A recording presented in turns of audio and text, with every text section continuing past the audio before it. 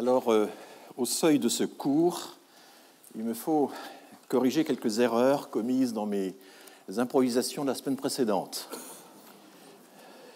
Donc, je remercie les personnes de l'auditoire qui me les ont obligeamment signalées. La première bévue concerne Alain Tarius. Il me pardonnera, j'espère, de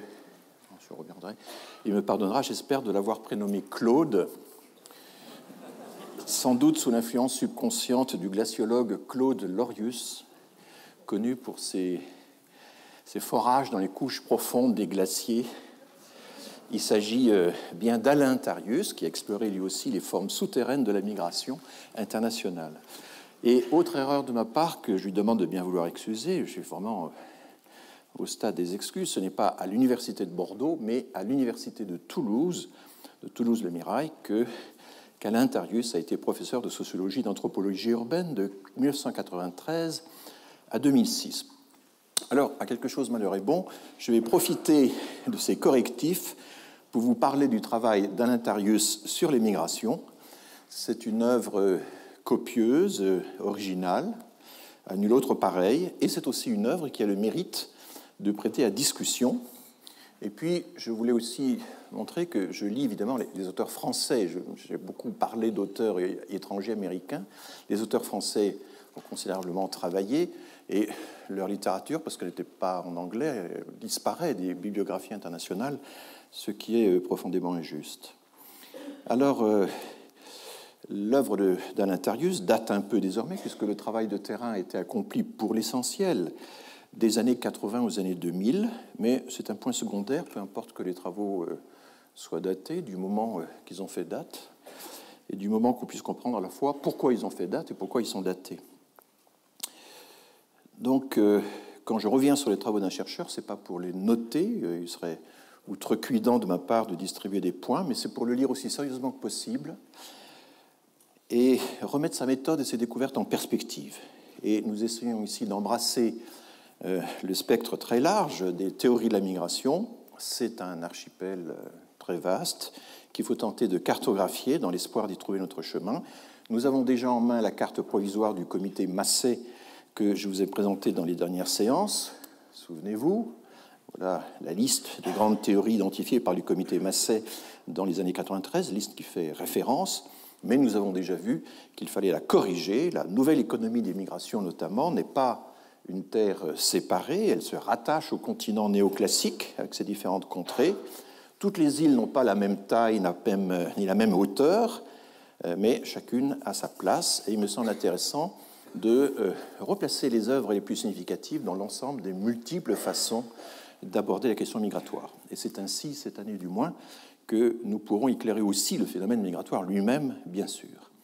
Alors, je vous invite à consulter la page d'Alain Tarius sur le site du laboratoire Migrinter de Poitiers. Migrinter, c'est l'une des deux grandes unités du CNRS qui travaille de longue date sur les migrations, unité mixte entre le CNRS et l'université de Poitiers. Et donc, il suffit de taper Migrinter et Tarius sur le moteur de recherche de votre choix, pas nécessairement Google, et vous tomberez sur cette page. Dans son livre, un de ses livres les plus significatifs, c'est une œuvre très prolixe et qui se répète un peu comme les vers de Peggy. Dans son livre sur la mondialisation par le bas, publié il y a plus de 15 ans, en 2002, Tarius a rendu compte du très patient travail d'immersion que lui-même et ses équipes ont effectué en suivant des circuits commerciaux organisés par les migrants entre les pays d'origine, les pays de destination et les pays de transit. Il s'agit d'acheter, de concentrer, de revendre à une frange plutôt pauvre de la diaspora des marchandises hétéroclites, pièces de rechange, appareils électroménagers, produits alimentaires, vêtements, contrefaçons diverses. Et Tarius suit leur parcours au Maroc, dans le sud de l'Espagne, à Barcelone, à Marseille, à Perpignan. Et ces itinéraires sont jalonnés d'une série de dépôts, et Tarius suit tout ce petit commerce d'étape en étape, y compris et surtout, évidemment, dans les passages de frontières qui n'ont pas l'air de poser trop de problèmes aux intéressés. Et ces intermédiaires infatigables du commerce ethnique, Alintarius n'hésite pas à les qualifier de fourmis, parce que les colonnes de fourmis sont capables de traverser les murs en exploitant les moindres failles du système, les moindres fissures. Un autre de ses livres, d'ailleurs, porte ce titre, « Les fourmis d'Europe ». Et Tarius usera aussi d'un terme plus élégant, les transmigrants. En ces années 90, il pense encore que ces filières souterraines échappent aux griffes de la mafia, comme aux tentatives d'infiltration des groupes islamistes. Il évoluera sur ce point, puisqu'il consacrera ensuite plusieurs monographies aux migrations criminelles. Ça fait partie également de ses sujets. Mais en ces années 90, donc, il voit dans ces transmigrants les acteurs d'une mondialisation par le bas qui se joue des obstacles posés par les politiques migratoires, par les politiques étatiques. Et la même thèse inspire l'un des derniers ouvrages de Tarius, La remontée des Suds. Alors voici la mondialisation par le bas, avec une préface de Wiewiórka, je vais vous en parler assez longuement. Mais il y a aussi la remontée des Suds, Afghans et Marocains en Europe méridionale.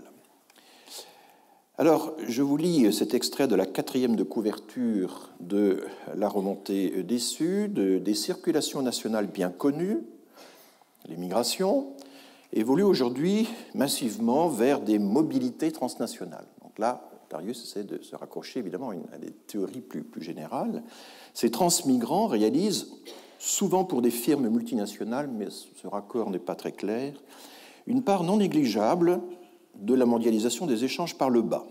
Les qualités requises de ces fourmis de l'économie souterraine concernent le savoir circuler, le savoir passer les frontières, le savoir-faire réseau, plutôt que l'intégration des normes et des valeurs de telle ou telle nation.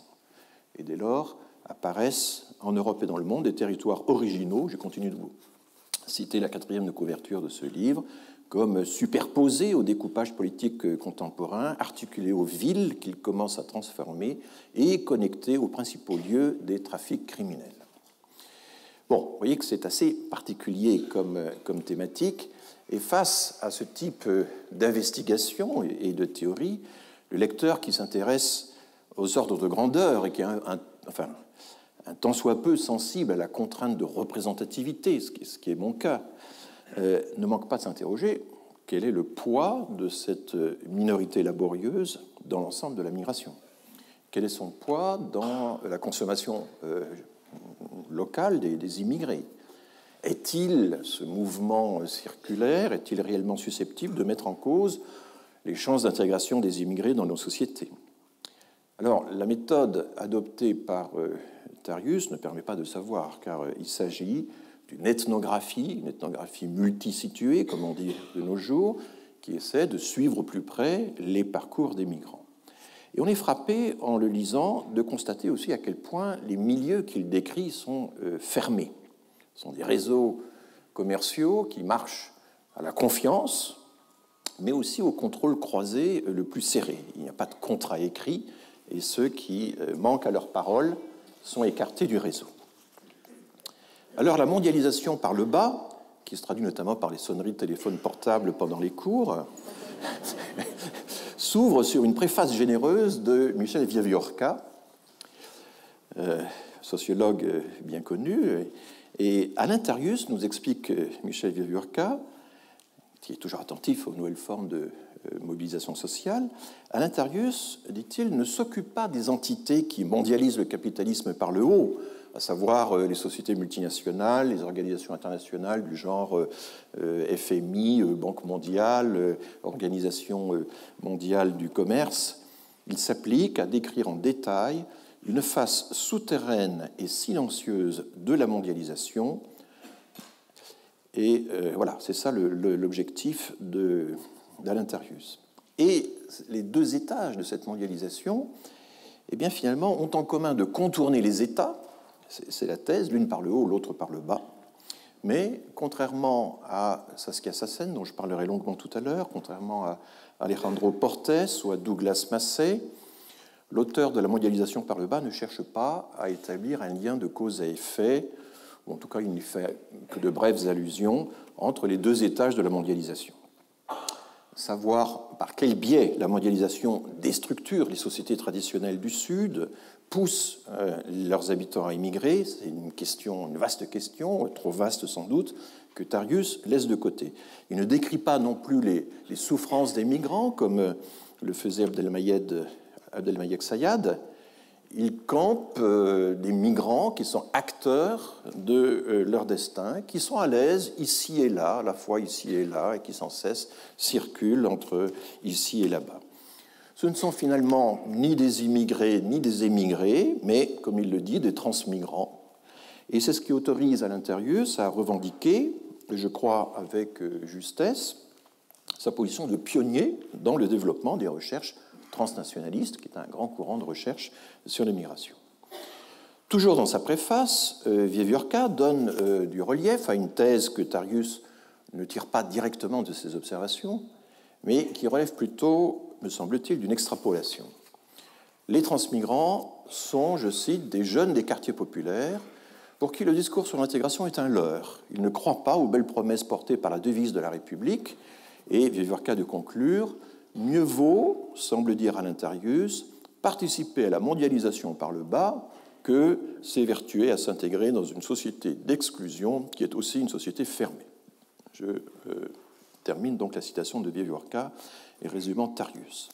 En somme, cette nouvelle société nomade, c'est un des mots-clés d'Alain Tarius, ne mettrait pas seulement au défi les frontières de l'État, mais aussi les valeurs de la République.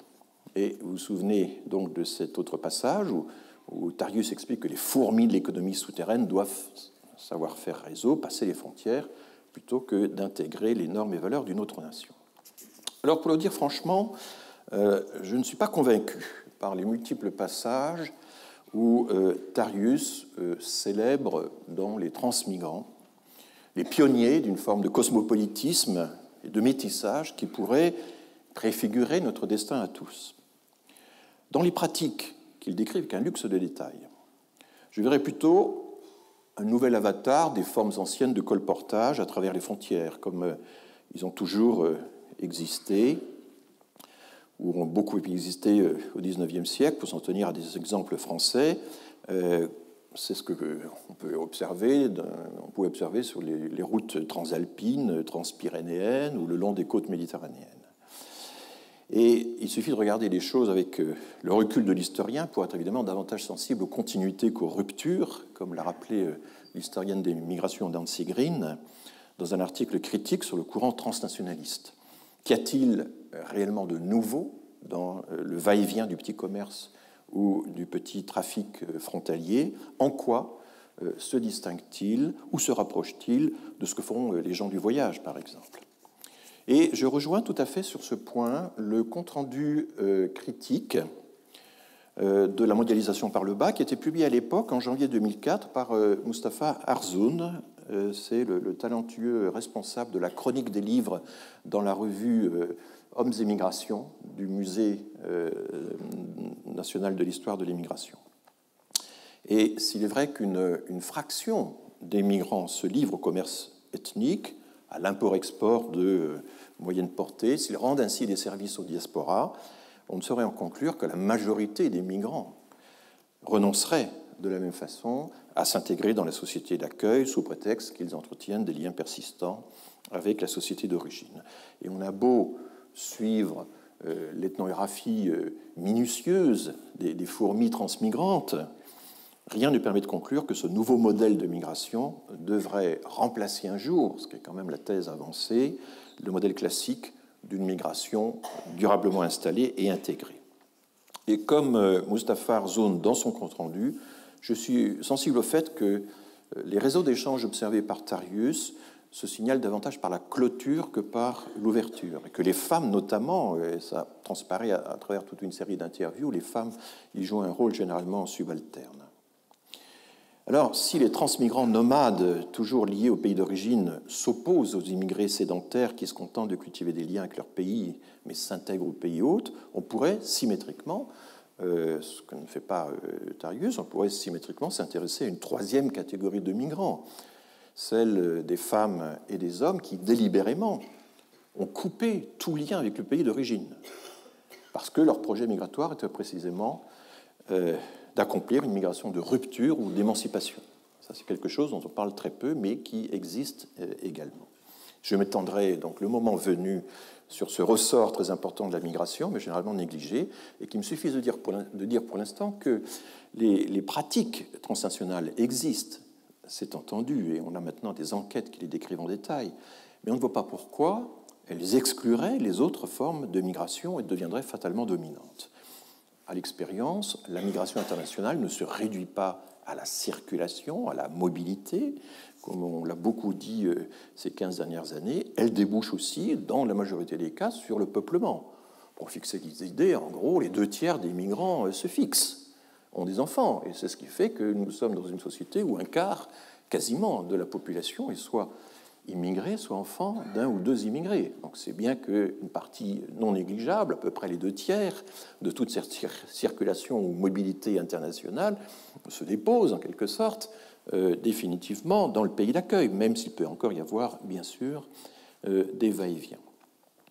Donc, de la même façon, le transnationalisme donc, existe, mais il entre en concurrence avec ce qu'on pourrait appeler l'ex-nationalisme ou la migration plénière, comme on parle d'une adoption plénière par rapport à une adoption simple, c'est-à-dire qui coupe vraiment définitivement les liens avec la société d'origine.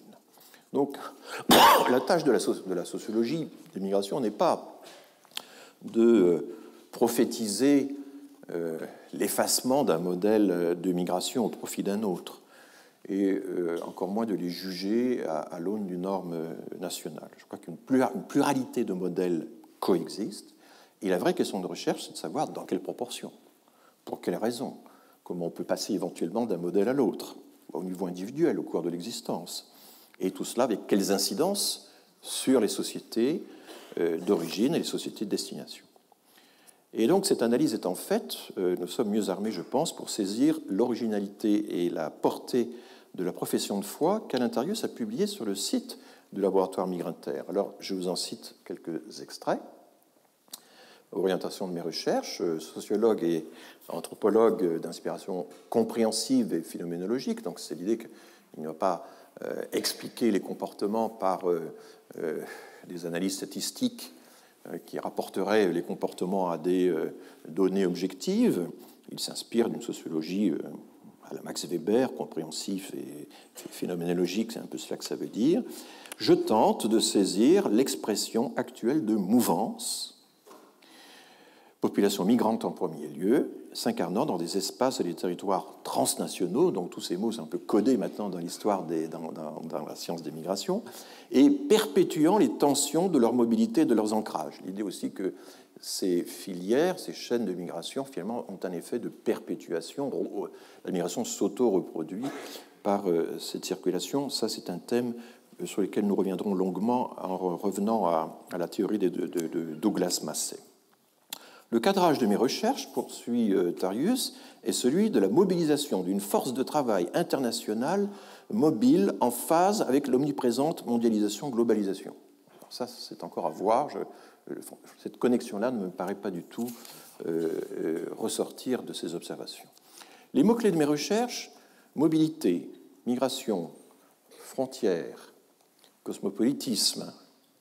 Les collectifs que je prends à témoin sont formés de migrants, riches ou pauvres, ethniques ou non, officiels ou souterrains, transitant des produits d'usage licites ou illicites. Et puis, ça se poursuit encore un peu. Mes investigations visent surtout à comprendre, alors je ne cite que des extraits, les changements intervenus chez les migrants dans l'espace-temps du parcours migratoire. Le transmigrant, souvent décrit comme ethnique à son départ, découvre l'altérité lors de nouvelles proximités affectives, de collaborations professionnelles, à l'occasion des passages de frontières, des étapes urbaines. Je m'applique à construire des notions nouvelles, à même de permettre la description de ces mouvements, paradigme méthodologique de la mobilité 1988, ce qui évidemment revient à dire qu'il était un des pionniers à parler de la mobilité, thème qui ensuite s'est répandu, a été extrêmement valorisé dans la recherche anglophone, et d'en saisir les empreintes dans les processus de mondialisation, territoire circulatoire, et il se réfère à un livre de 1991. Alors, cette profession de foi, elle soulève un problème classique dans les sciences sociales, dans les sciences d'observation intensive, comme l'anthropologie, l'ethnologie, la sociographie. Il faut, d'un côté, décrire le travail de terrain, il faut situer les lieux et les moments de ce travail, qui sont forcément limités, mais de l'autre, il faut tenter de raccorder ce terrain à une problématique plus large, à une théorie générale. C'est un peu la question de Jules Verne dans L'île mystérieuse, île ou continent? Mon terrain n'est-il qu'une île parmi d'autres, où j'ai échoué un peu par hasard, ou bien est-ce l'amorce d'un continent? Puis-je donner à mes observations de terrain une portée plus générale, un caractère de nécessité? Et l'anthropologue, évidemment, se résigne difficilement à n'apporter qu'une petite pièce dans le puzzle général de l'anthropologie, qui est maintenant de taille mondiale. Le grand puzzle de la recherche, il est maintenant établi à l'échelle mondiale. Alors, j'ai eu l'occasion de m'en apercevoir. À l'époque, je faisais ma thèse d'État sur l'histoire des systèmes de parenté, ou l'histoire de la formalisation des systèmes de parenté. J'ai lu quelques centaines de monographies ethnologiques qui concernaient tous les continents. Et c'était impressionnant de voir les efforts désespérés et quelquefois réussis de certains auteurs pour faire de leur île un continent, pour monter en généralité, comme on dit maintenant, à partir d'une base empirique qui est forcément très réduite. Quand le terrain des anthropologues se situait encore dans les pays du Sud, c'était un redoutable défi de montrer que les observations menées sur un terrain très singulier, telle île du Pacifique, telle tribu australienne, tel royaume d'Afrique subsaharienne, tel sous-caste de l'Inde du Sud, tel peuple des basses-terres amazoniennes, etc., pouvaient déboucher sur la création d'un nouveau paradigme dans les études de parenté. Comment extraire l'universel du singulier? En quoi les Aranda, les Pramalai-Kallar, les sociétés des Samoa, l'île de Yap, les Barouya, les Samo de Haute-Volta, les Yanomami, les Achuar et bien d'autres groupes humains, en quoi peuvent-ils nous intéresser? Et c'est le privilège des grands ethnologues, évidemment, d'établir cette connexion en montrant de quelle façon le cas particulier complète, dérange ou bouleverse la typologie possible des formes sociales. En l'occurrence, c'était les systèmes de parenté. Et évidemment, ça a été aussi la force d'un Lévi-Strauss de ne pas passer sa vie à faire des monographies. Il a peut-être passé 3 ou 4 mois sur le terrain, en tout et pour tout, quand on additionne ses séjours sur le terrain, mais d'avoir choisi un autre type d'ethnologie qui est la synthèse des monographies et le dégagement d'un certain nombre de toute l'architecture générale des systèmes à partir des monographies d'autrui. Alors, faire de son île un continent, quand on s'attelle à un travail d'observation minutieux mais très localisé, c'est évidemment un exploit d'autant plus remarquable que le choix du terrain, il faut bien le dire, dépendait quand même généralement de l'existence de relations coloniales, de la répartition arbitraire des territoires entre les universités. Je me souviens que lorsque j'étais ethnologue en Bolivie, chez les Indiens Aymara, une de mes vies antérieures, j'ai discuté un jour avec le responsable local d'une communauté et je lui demandais s'il avait déjà vu d'autres chercheurs que moi et il me disait « Ah bah oui, de toute façon, on a tous vu des chercheurs américains, parce que toutes les universités américaines se sont réparties la Bolivie. » Et il ajoutait, en espagnol, « A nosotros nos tocó la Universidad del Wisconsin. » C'est-à-dire que nous, on est tombés sur l'université du Wisconsin. et régulièrement, il recevait des doctorants, des étudiants, etc., parce que toute la Bolivie, qui n'est pas un immense pays, enfin immense du point de vue du territoire, mais qui n'était pas très peuplé, venait de dépasser les 10 millions d'habitants à l'époque, avait été donc partagée entre les centres de recherche américains et toute l'Amérique latine. Mais c'est pareil pour les ONG aussi. Vous avez... voilà. Donc, évidemment, cette connexion, l'idée que c'est par hasard ou c'est parce qu'il y a un partage comme ça du territoire entre les universités ou entre les anciennes métropoles que je me retrouve sur tel ou tel terrain, mais j'arrive, malgré cette contingence, à en tirer des conclusions générales qui vont bouleverser la discipline. Alors, je termine là-dessus. Hommage donc au formidable travail de terrain accompli naguère par Alain Tarius sur les circuits commerciaux de la transmigration, mais forte réserve par rapport à la tentation de l'ériger en un modèle de portée générale qui aurait vocation à anticiper ce que pourrait être, ou même ce que devrait être, le nouveau modèle dominant d'émigration. C'est une de mes devises pour la recherche en général, ni prédiction ni prédication. Essayons déjà de décrire la pluralité des choix possibles et d'observer l'ensemble des comportements existants en matière de migration. La même question se pose à une autre échelle à propos d'un auteur que j'ai évoqué à plusieurs reprises la semaine dernière, Saskia Sassen. Dans la typologie des théories de la migration dressée par Douglas Massey et son comité, elle figure en bonne place comme une pièce majeure de la théorie systémique des migrations, qui est également qualifiée de théorie structurale historique.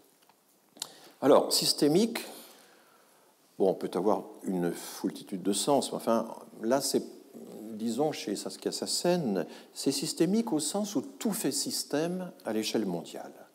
Ce que vit chaque paysan déraciné, chaque exilé dans un camp, chaque travailleur immigré usé avant l'âge, et même chaque prisonnier des geôles états-uniennes, du système carcéral américain, tout ça a une source unique, centrale, souterraine. Alors l'idée de la cause souterraine revient là. Et cette cause unique, c'est l'action prédatrice des grands acteurs de la globalisation financière et marchande concentrés dans des villes globales. C'est une expression qu'elle a rendue célèbre. Des villes globales comme New York, Londres, Tokyo et même Paris. La thèse est radicale, elle a connu, elle connaît encore un succès phénoménal. Les productions de Saskia Sassen cumulent un nombre prodigieux de citations dans Google Scholar. Et c'est un paradoxe. L'entreprise intellectuelle de Saskia Sassen a désormais l'envergure de cette mondialisation qu'elle prend pour cible. Et la meilleure façon de la mesurer, c'est encore de recourir aux instruments de benchmarking forgés par les GAFA, comme Google Scholar. Alors, avec Saskia Sassen, on se situe à mi-chemin, et ça, c'est toujours compliqué, je vais essayer de m'expliquer là-dessus. On se situe à mi-chemin de l'essai et de la recherche, ce qui n'est pas un défaut en soi, mais requiert une vigilance particulière. Pierre Bourdieu avait l'habitude d'opposer la rigueur du travail scientifique aux facilités de l'essayisme, comme il aimait à dire, la thèse et la foutaise. Mais à l'expérience, on ne peut pas se contenter d'une dichotomie aussi sommaire, si parlante soit-elle, parce que les choses sont malheureusement plus compliquées. Et moi qui dirigeais un organisme de recherche pendant une dizaine d'années, j'ai vu tous les profils de chercheurs, toutes les façons de faire, et certains font de l'essayisme, d'autres font de la recherche, d'autres font les deux. C'est compliqué, cette affaire. Au fond, un essai imaginatif qui s'appuie sur des éléments d'information solides, même s'ils sont de seconde main, peut s'avérer extrêmement stimulant pour la recherche. Tandis qu'à l'inverse, un travail scientifique de routine, qui est enfermé dans les problématiques internes, dans les problématiques du milieu, peut s'avérer tout à fait stérile. Et donc c'est un sujet qui mériterait une étude en soi. Les articles de Saskia Sassen, de même que ses ouvrages, regorgent d'informations détaillées, actualisées, prises généralement sur plusieurs continents, ce qui est très impressionnant. Sur ce plan, la méthode est indéniablement scientifique. Elle s'appuie souvent sur un travail d'équipe remarquablement organisé. Elle a su mobiliser les ressources des agences de recherche nationales ou internationales. Mais là où l'essayisme reprend le dessus, et c'est ce que je vais essayer de vous montrer, c'est quand il s'agit au fond de lier en gerbe un peu tous les faits qui ont été glanés à la surface du globe et de retracer des liens de causalité, ce qui est quand même un des objectifs de la recherche. Alors un mot au préalable pour prévenir une objection. Saskia Sassen revient de loin, elle est la fille d'un journaliste néerlandais, Willem Sassen, qui a collaboré avec les nazis pendant la Seconde Guerre mondiale, est entré dans les SS, est devenu correspondant de guerre sur le front russe pour le compte de la propagande allemande. Il s'est réfugié en 1948, quand la petite Saskia avait 1 an. Et là, il a retrouvé et fréquenté assidûment des criminels nazis d'importance, dont Adolf Eichmann. Il existe une longue interview d'Adolf Eichmann par Willem Sassen, qui figure dans les pièces du procès d'Eichmann à Jérusalem, et que cite Hannah Arendt. Donc la jeune Saskia garde des souvenirs des visites d'Eichmann dans la maison familiale. Elle se souvient aussi de la peur bleue qui a saisi tout ce petit milieu quand les Israéliens ont capturé Eichmann. Et sans s'étaler sur ce sujet évidemment douloureux, Saskia Sassen s'en est expliquée dans diverses interviews. Elle a très tôt pris son indépendance du milieu familial, elle s'est formée aux États-Unis, mais aussi une année durant en France. Je crois que c'est l'université d'Orléans ou de Tours, je ne me souviens plus très bien, si bien qu'elle s'exprime fort bien en français, avant de s'imposer rapidement dans le système universitaire américain et britannique. Les lieux où elle a enseigné sont successivement Harvard, Chicago, Columbia et la London School of Economics. Il serait vain, me semble-t-il, comme certains ont essayé de le faire, de spéculer sur ce que sa vision du monde ou son mode de fonctionnement devrait au modèle paternel ou inversement au contre-modèle paternel, tant il est facile de retourner dans le sens attendu les raisonnements psychologiques ou psychanalytiques. Il est certain que le personnage a une force de caractère hors du commun et ne laisse absolument pas indifférent. Alors parcourons l'œuvre abondante de Saskia Sassen pour en donner une vue d'ensemble.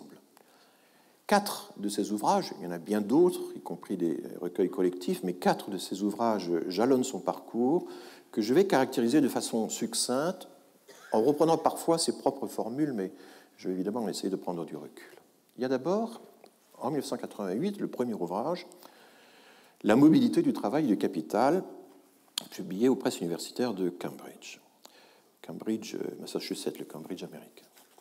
Dans ce premier ouvrage, Saskia Sassen développe une thèse préexistante, à savoir que l'investissement étranger dans les pays du Sud, loin de tarir l'émigration, comme on l'imagine souvent, l'amplifie.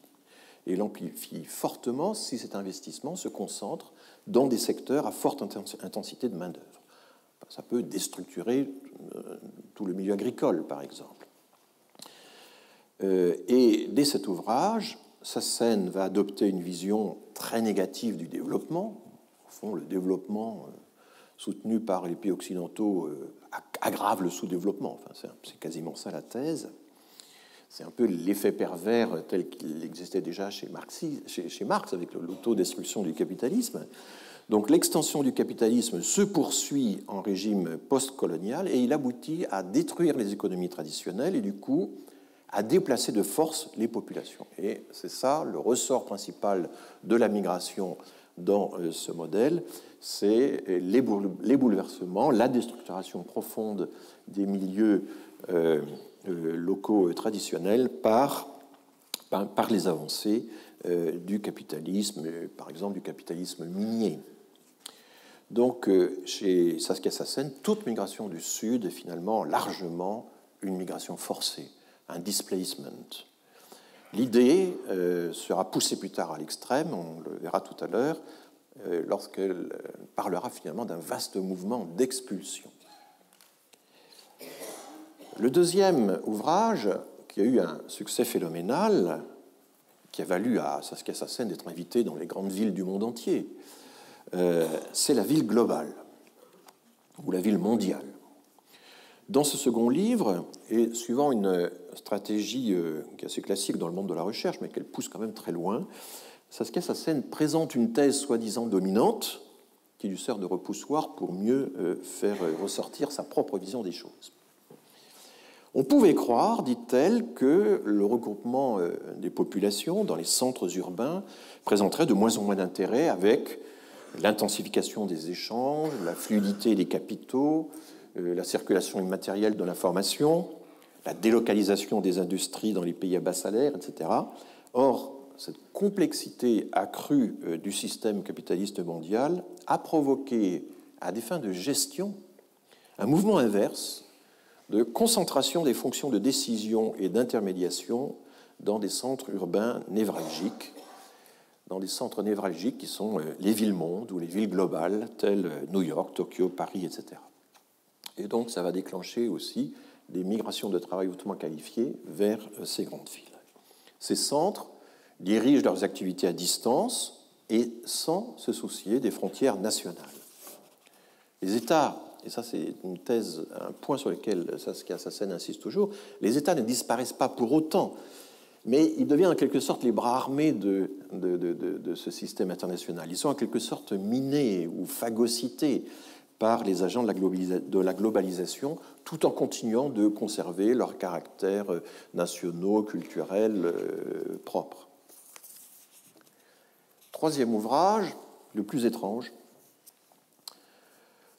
difficile à traduire, il a été traduit chez Gallimard. Oui, alors les livres de Saskia Sassen ont tous été traduits dans une vingtaine de langues, hein, c'est un succès mondial. Du Moyen-Âge à nos jours, on pourrait traduire ça comme ça, de nouveaux assemblages de territoires, d'autorité et de droit. Alors, ce livre étrange dit emprunter la notion d'assemblage ou d'agencement à Deleuze et Guattari. Et finalement parle assez peu des migrations internationales, mais il fait quand même partie de tout le système Sassen. Hein, Sassen parle des systèmes, mais il y a aussi un système Sassen. Enfin, Et elle passe en revue un ensemble extraordinairement hétéroclite de phénomènes, mais assure-t-elle, et c'est ça sa ruse, c'est précisément dans la nature de ces assemblages d'être hétéroclites. Ces phénomènes sont d'ordre juridique, économique ou politique, et il marque à ses yeux une avancée de la mondialisation et mine toujours plus les souverainetés nationales, tout en utilisant pour ce faire les appareils d'État. Alors, quelques exemples. Les normes internationales de construction décidées directement par les géants mondiaux du génie civil. Donc, il y a toute une analyse de ce phénomène. C'est assez étonnant. Le dépôt international de brevets, qui n'a plus grand-chose à voir avec les États, même s'il existe des dépôts nationaux de l'Institut de propriété intellectuelle à l'échelle nationale. Enfin, ce qui compte, c'est le dépôt international. Autre exemple, et oui, c'est très hétéroclite, l'interférence de la Cour internationale de justice, de la Cour pénale internationale dans les juridictions nationales. Les collectifs internationaux de militants qui se portent partie civile dans le monde entier. Encore un exemple de ces assemblages nouveaux et extra-nationaux. L'emprise accrue des droits de l'homme à travers la planète. Alors là, vous voyez qu'on touche quand même à la question de la migration, etc., etc. Donc autant de facteurs de dénationalisation, comme elle le dit, des entités qui étaient historiquement constituées. À mes yeux, conclut Sassen, de tels changements creusent la distance entre l'État et les citoyens, remettent en cause l'une des contributions essentielles des révolutions françaises et américaines, l'idée que le peuple est l'État et que l'État est le peuple. Et ça, c'est très sassénien, c'est des phrases comme ça, un petit peu générales, qui frappent, qui sont éloquentes. Après, on se dit, bon, c'est peut-être un peu plus compliqué que ça. Alors, ce livre est étrange, non seulement par son côté catalogue à la Prévert, mais par le fait que Saskia Sassen, un peu comme Bourdieu dans la seconde phase de Bourdieu, le Bourdieu, la misère du monde, elle devient un défenseur de la conception traditionnelle de l'État comme garant de l'identité, notamment de l'identité pour le peuple. Alors que sa description de la globalisation avait pu donner l'impression qu'à ses yeux, l'État avait cessé de compter. Et on comprend, en lisant ce troisième ouvrage, que la théorie du dépérissement de l'État, développée par Sassen, qui semblait finalement s'inscrire dans le paradigme traditionnel de la théorie marxiste, en fait, cachait une nostalgie de l'État protecteur keynésien, dont elle salue les réalisations d'antan. Quatrième ouvrage, le plus récent, lui aussi traduit, Expulsion, brutalité et complexité dans l'économie du monde. Bon. Qu'est-ce que ça veut dire? Voilà la couverture du... Bon, je montre. Alors, c'est le point 4. Cette nostalgie de l'État transparaît bien dans cet essai récent, qui est moins long que les précédents, hein, il ne fait que 300 pages. Et tous les traits que j'ai signalés à propos des ouvrages précédents, ils sont accentués à l'extrême. Des années 40 aux années 70, soutient Sassen, le système, entendez le système capitaliste mondial, incorporer le maximum de gens au sein des États, mais pour en faire des consommateurs. Cette logique keynésienne n'était pas philanthropique. Le système devait absorber des consommateurs pour assurer la production de masse, la consommation de masse, la construction massive de logements, etc. Mais tout change dans les années 80, finalement avec les années Reagan et Thatcher, avec les plans d'ajustement structurel du FMI, et Sassen souligne alors l'émergence d'un paradoxe pervers qui est l'essor des nouvelles technologies qui requièrent des percées scientifiques absolument inouïes, le déploiement de talents exceptionnels pour lesquels elle exprime toute son admiration, mais enfin qui s'accompagnent finalement pour fabriquer les produits en question, qui s'accompagnent notamment du développement d'une industrie extractive. Extraction, c'est un mot très fort chez elle, évidemment polysémique. Industrie extractive, par exemple, de métaux rares qui accaparent les terres, notamment en Afrique subsaharienne, qui ravage les territoires périphériques du pays du Sud, avec à la clé l'expulsion brutale de populations entières. Et c'est l'exemple mis en exergue par Sassen. À partir de là, elle généralise le propos. À mesure que l'activité prédatrice des multinationales étend son emprise sur les nations périphériques, mais aussi sur les zones périphériques des pays du Nord, dans une sorte de seconde colonisation, à la fois externe et interne, eh bien, à mesure que tout ceci se développe, se déploie, le monde se complique, c'est le titre de l'ouvrage, et se brutalise. Et Sassen parle d'expulsion systémique, systemic expulsions. Elle revendique, ça c'est le style de Sassen est assez particulier, elle revendique l'usage d'une rhétorique brutale pour parler des choses brutales. Par exemple, pour décrire une réalité brutale, il faut mettre au rencard, dit-elle, les concepts d'exclusion sociale, de pauvreté, d'inégalité, de discrimination, que les chercheurs se sont appliqués à théoriser depuis des décennies. Ce sont des concepts devenus trop convenus, trop mous, trop tendres. Il faut déthéoriser tout cela. C'est un thème important chez Saskia Sassen, to detheorize, et pour le rethéoriser d'une toute autre manière. Et l'écriture de Sassen, c'est vraiment très, très étrange, elle fonctionne un peu à la façon de l'innovation selon Schumpeter, c'est-à-dire la destruction créatrice.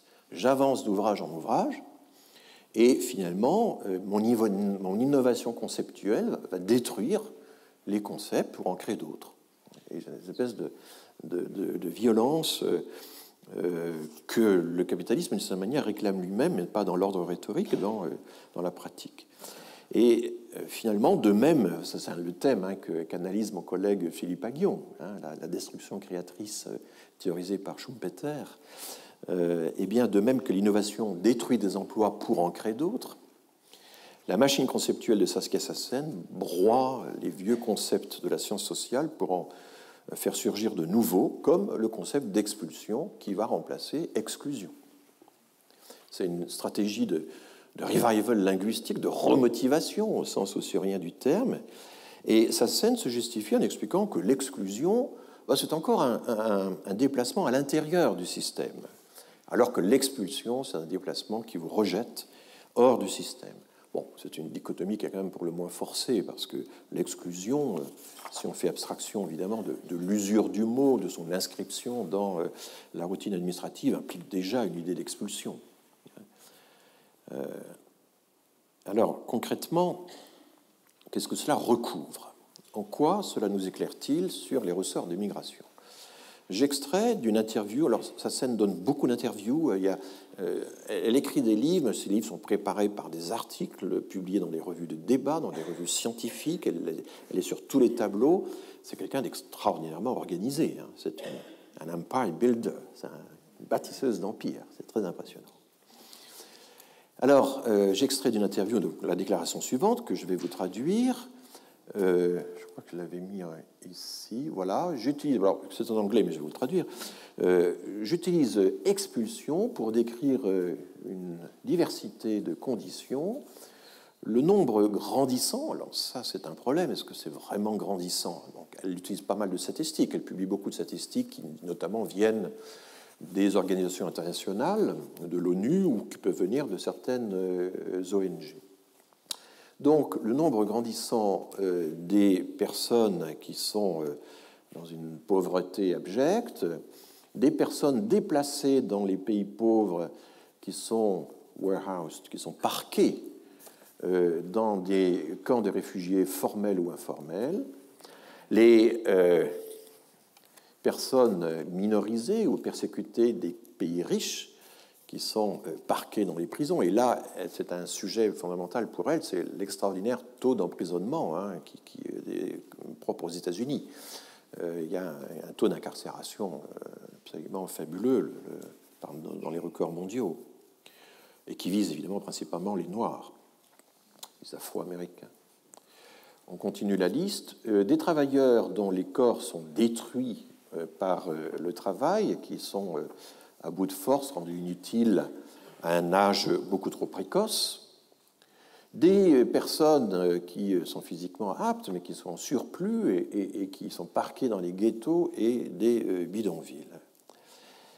Et elle poursuit, j'inclus aussi le fait que les fils et les filles de ce qui est actuellement les classes moyennes vont avoir des niveaux d'éducation plus faibles, des revenus plus faibles et des chances de devenir propriétaires bien plus faibles que celles de leurs parents. Et là, on a un phénomène complètement différent, qui est la question du déclassement, parce que le déclassement, c'est une forme d'expulsion, c'est ça que nous dit Sassen. Les données disponibles aux États-Unis le montrent déjà, l'attestent déjà, et c'est aussi, continue-t-elle, une forme d'expulsion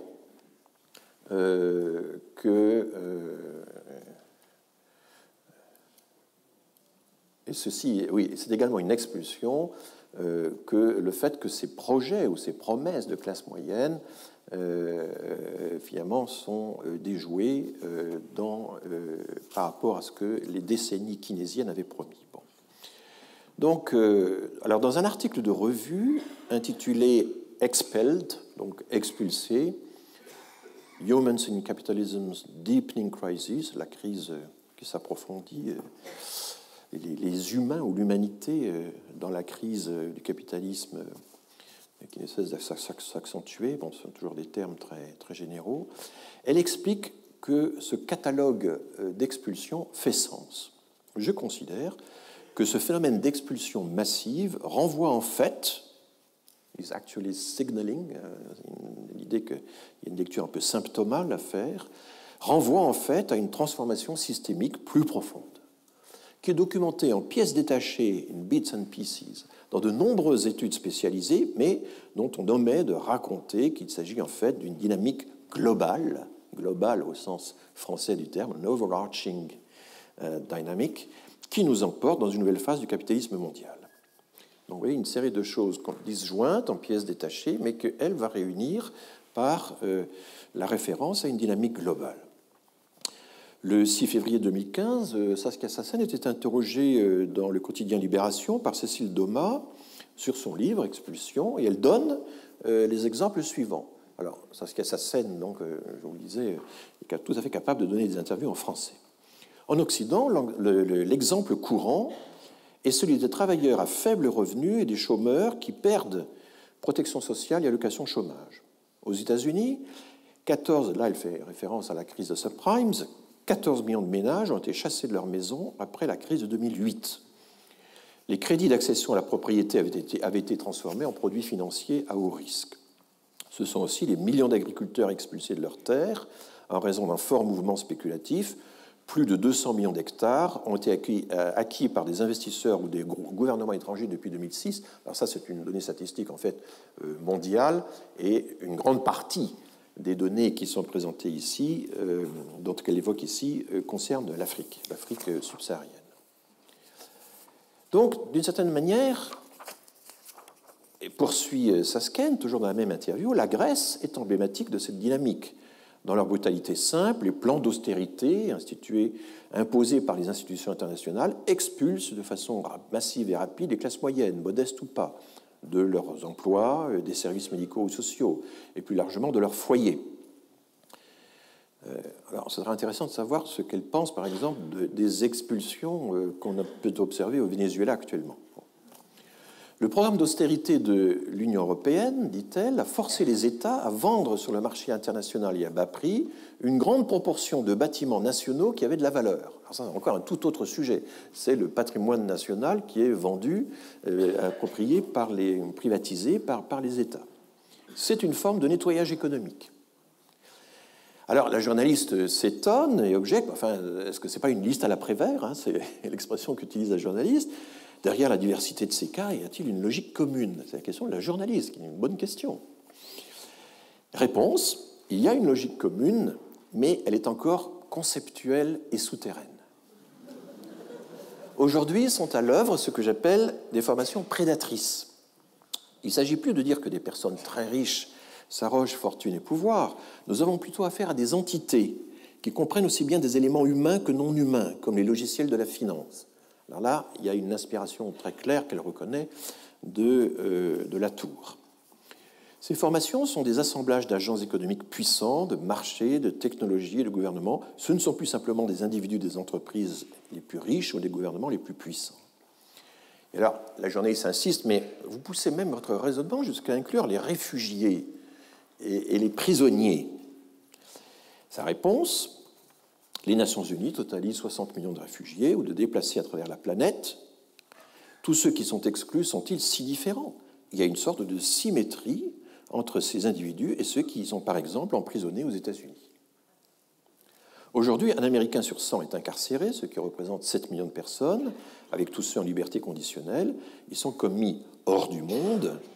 Plus généralement, les expulsions créent de nouveaux territoires, invisibles dans leur matérialité. Ce sont comme des terres mortes.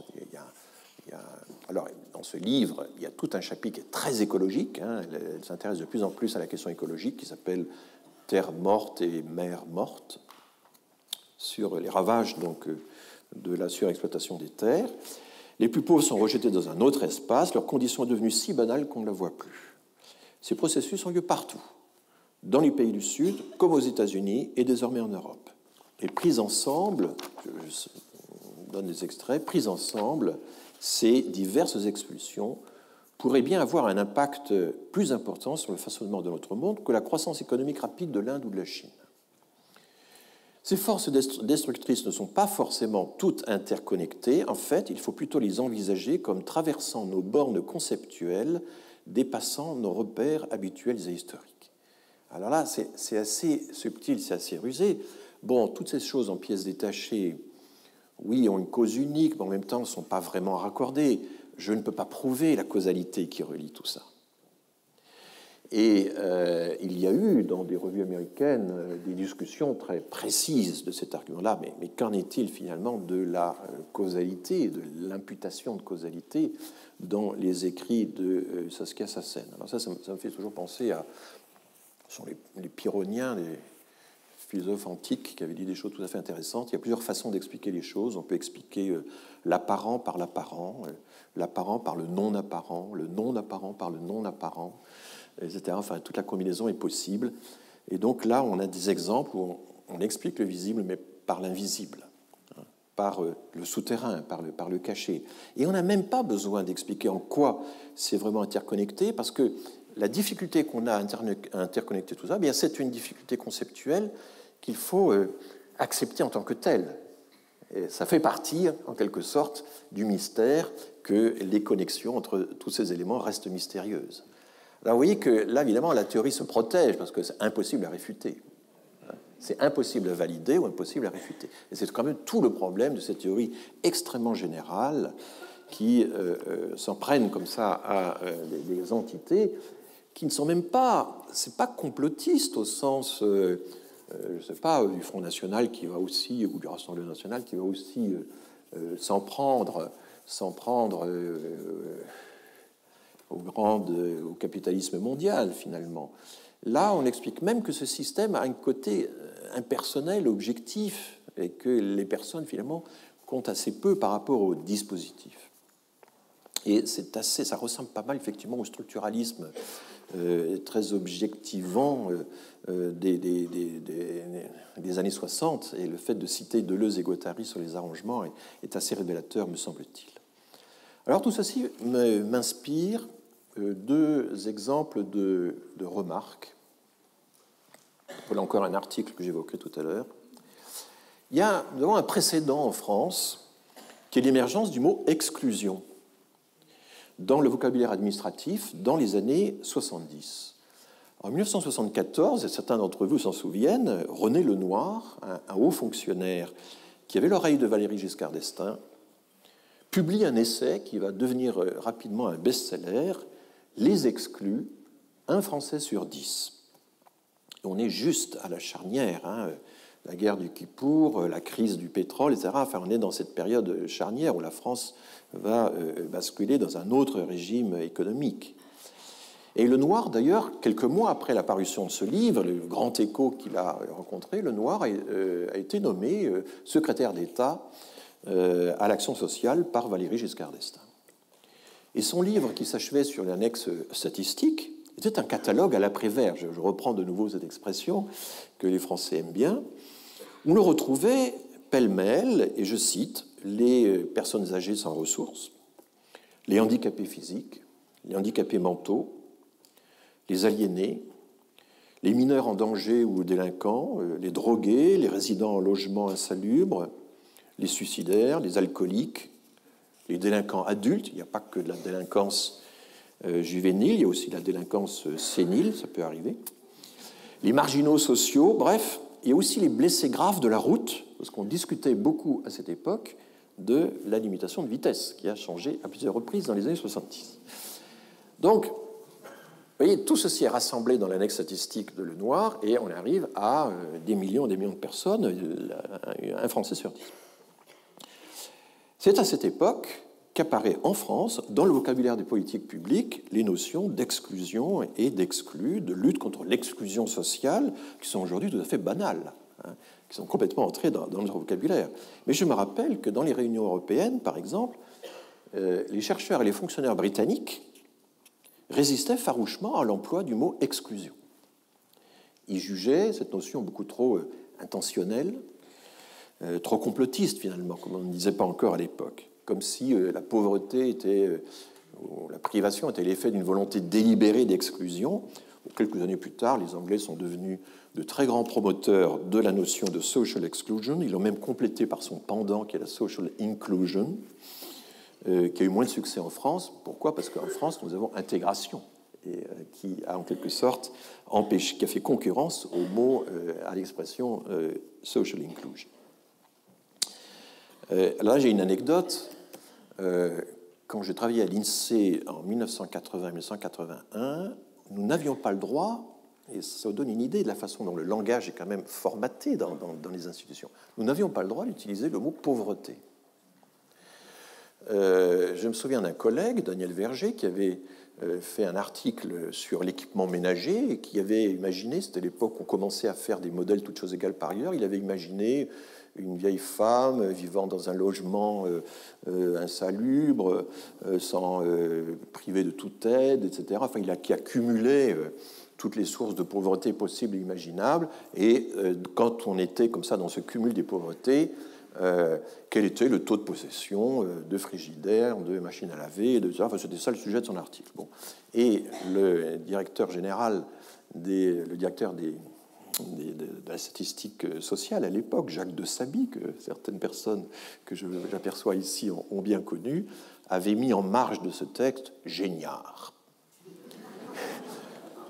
devant le mot « pauvre ». On n'avait pas le droit, il fallait utiliser défavorisé, modeste, etc. Enfin, il y avait des euphémismes pour le mot « pauvre ». Donc, Arrive le rapport Lenoir, arrive toute la cogitation du Conseil national de l'information statistique qui dit il faut vraiment étudier la pauvreté, ça devient vraiment un sujet fondamental. Et entre parenthèses, c'est une des raisons pour lesquelles on a peu étudié l'immigration au début des années 80, c'est qu'on était très occupé à étudier la pauvreté. C'est une chose importante à rappeler au passage.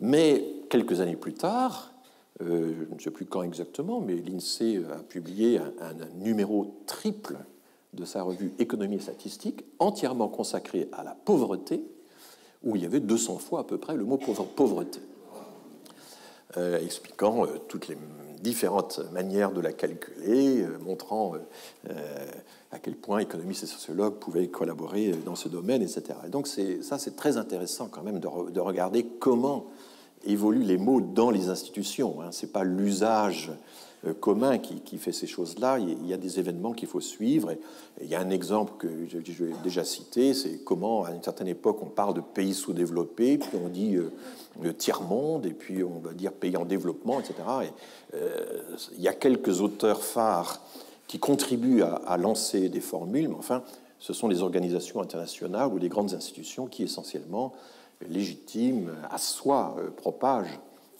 ces vocabulaires. Et qualifier tout ça de politiquement correct, bon, c'est un peu simple. C'est quand même un phénomène plus compliqué que ça. Il y a aussi, dans certaines de ces modifications de vocabulaire, l'idée que oui, qu'il faut affronter les choses. On va désormais parler de la pauvreté. Ou il y a l'idée d'un respect. Tiers-monde, c'est quand même plus respectueux que sous-développement, et c'est une variable à prendre en compte, etc. Donc, il faut évidemment analyser tout ça autrement que simplement en parlant du politiquement, fustigeant le politiquement correct. Je me rappelle, toujours sur l'exemple d'exclusion, que lorsque l'administration française, donc sous la présidence de Giscard d'Estaing, a commencé à mettre en œuvre des programmes de lutte contre l'exclusion, eh bien, la revue de Pierre Bourdieu, Actes de la recherche en sciences sociales, a publié en 1978 un article tout à fait ravageur de Jeannine Verdès-Leroux qui dénonçait le caractère totalement hétéroclite des phénomènes réunis sous le chapeau de l'exclusion. Alors, le mot expulsion, qui est promu par Saskia Sassen, va-t-il connaître le même fabuleux destin que celui de l'exclusion? Aurons-nous un jour, en France et en Europe, des programmes officiels de lutte contre les expulsions, comme on a des programmes de lutte contre l'exclusion?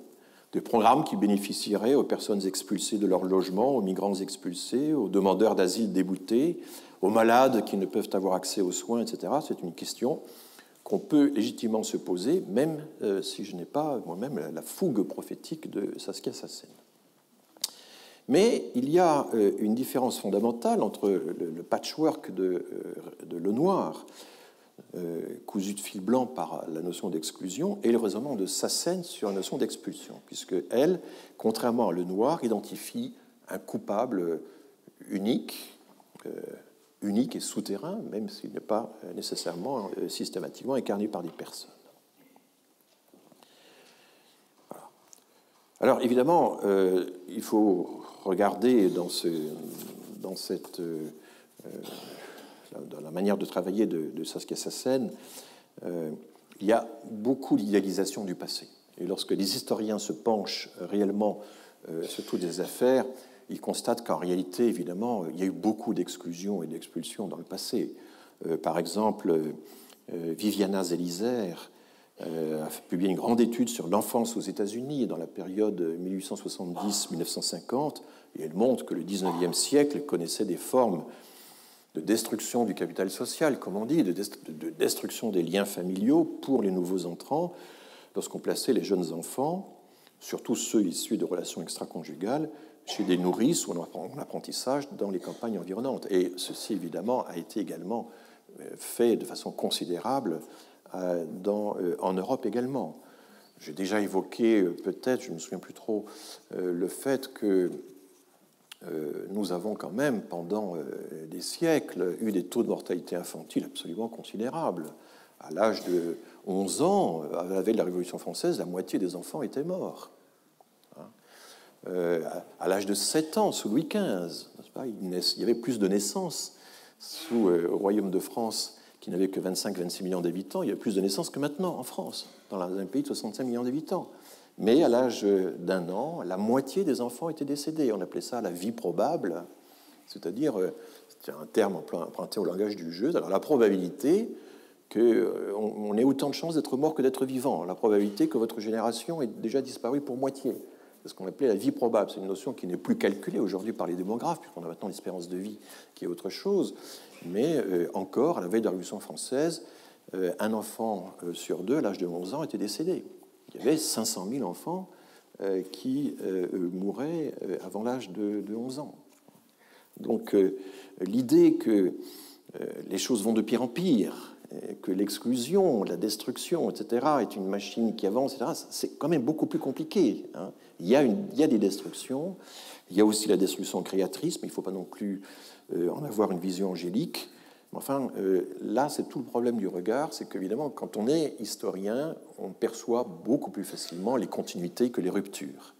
Quand on est un sociologue à la SACEN, c'est un peu aussi la même chose pour...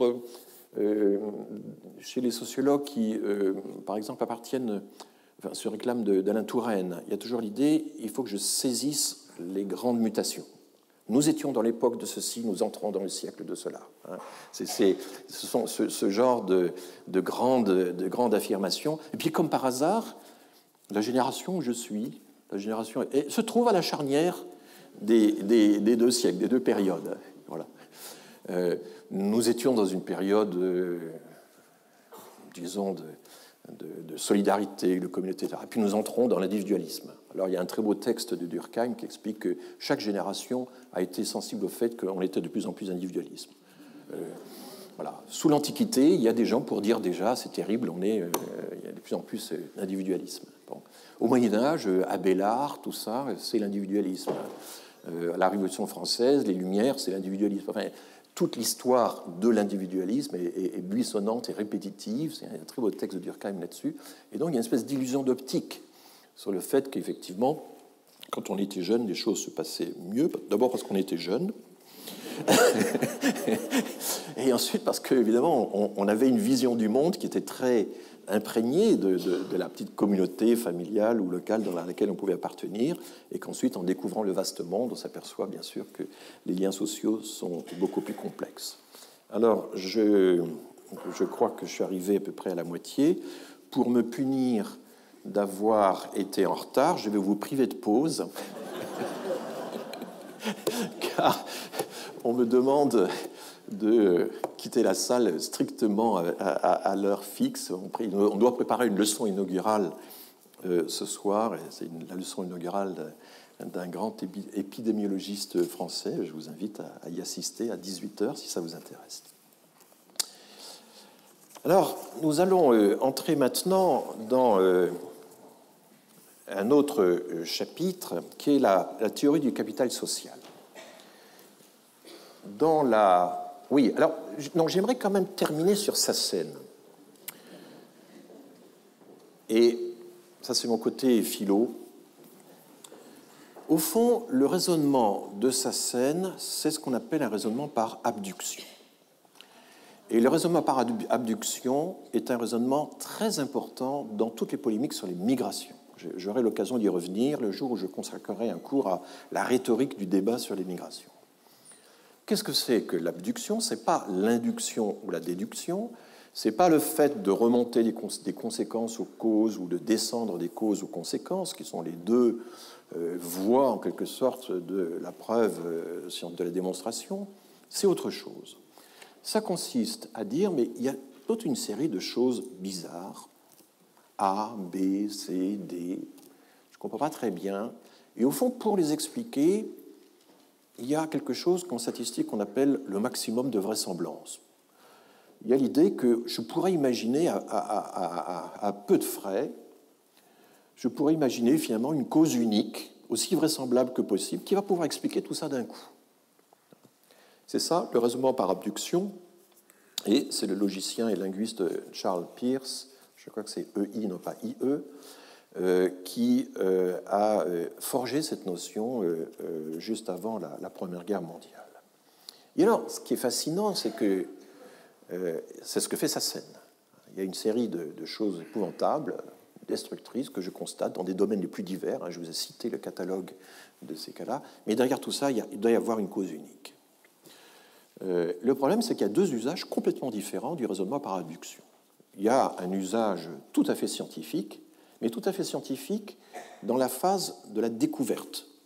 Au fond, pour découvrir quelque chose, c'est utile de raisonner par abduction.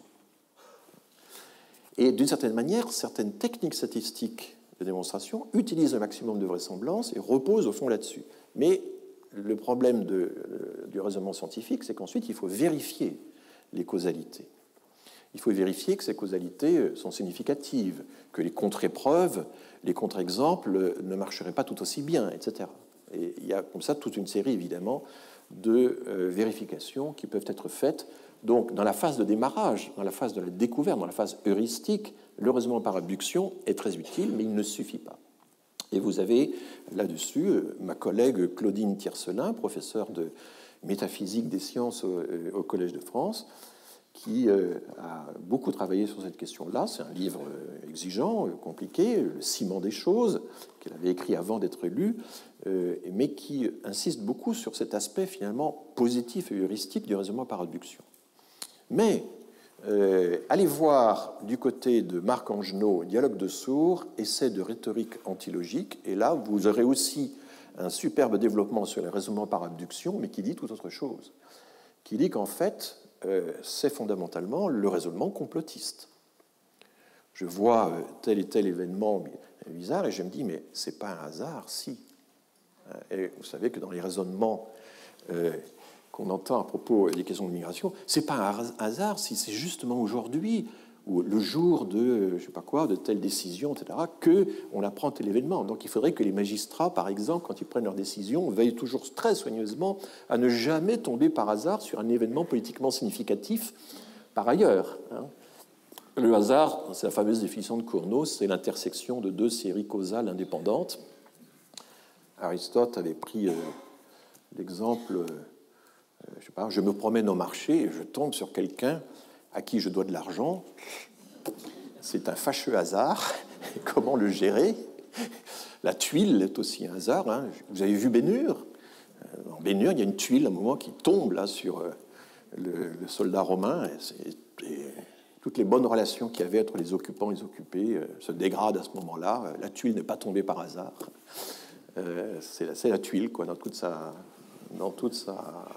vérité. Donc, l'idée que les choses n'arrivent pas par hasard et que, manifestement, on peut les relier par une sorte d'agent commun, d'agent... Voilà. Je vous signale que Marc Angenot est un auteur formidable, un auteur qu'il faut absolument lire. Marc Angenot est quelqu'un qui, alors, il a fait toute sa carrière, l'essentiel de sa carrière à l'université McGill, à Montréal, université anglophone de Montréal. Mais je ne sais pas s'il est belge ou français d'origine, peu importe. Il a travaillé d'abord sur tous les textes du 19e. C'est quelqu'un qui a analysé finalement toutes les polémiques possibles et imaginables entre toutes les fractions possibles et imaginables du monde politique du 19e à nos jours. Par exemple, la grande polémique des communistes contre les socialistes, des libéraux contre le communisme, des extrêmes gauches entre elles.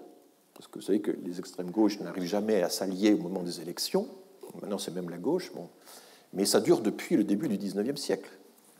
Il analyse toutes ces discussions et il observe avec une certaine tristesse, d'où le titre de son livre, que les arguments échangés sont extraordinairement répétitifs d'une génération à l'autre, qu'il y a finalement un stock assez limité d'arguments rhétoriques dans le débat.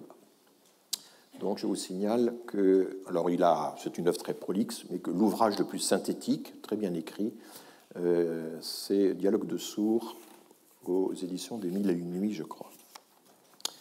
Voilà donc la fin de ce que je voulais vous dire. Et voici l'article de Janine Verdès-Leroux sur les exclus dans Actes de la recherche en sciences sociales.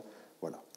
Je profite aussi d'un certain nombre puisque dans la série La revue des bévues, je me suis réécouté et je dis un moment rayonnement bayésien. Évidemment, c'est le raisonnement bayésien. C'est donc l'idée que Quand on estime les probabilités de quelque chose, on les réestime systématiquement par l'information a priori qu'on détient déjà sur les événements passés. Je vous avais parlé de ça. Je vous ai aussi cité Ronald Coase, l'homme qui, à partir de 2 petits articles écrits l'un dans les années 30, l'autre dans les années 60, a obtenu le prix Nobel en 91, l'auteur de la théorie des coûts de transaction. Donc je me rattrape un peu. La théorie de la dissonance cognitive que j'ai citée la semaine dernière, c'est Léon Festinger, ça c'est un grand classique. Et puis, j'ai cité à plusieurs reprises Jacob Mintzer, sans m'attarder longuement sur lui. Jacob Mintzer a fait 2 choses tout à fait novatrices pour l'époque. Il y a un grand article sur les investissements en capital humain des femmes. Mintzer a souvent raconté qu'il était en poste avec sa femme quelque part sur la côte ouest, et voilà que sa femme est nommée sur la côte est, et ô surprise, il décide de la suivre. Et ça a été le début de sa prise de conscience du fait que la migration, c'est quelque chose qui peut être négocié entre les conjoints et qu'il y a toute une grave question de savoir, mais qui perd, qui gagne dans la migration entre les 2 conjoints. D'où cet article, ce rapport du NBER, Family Migration Decisions, les décisions de migration prises en famille, en quelque sorte, qui est un bel article et qui anticipe de loin sur l'économie, la nouvelle économie des migrations dont je vous ai parlé.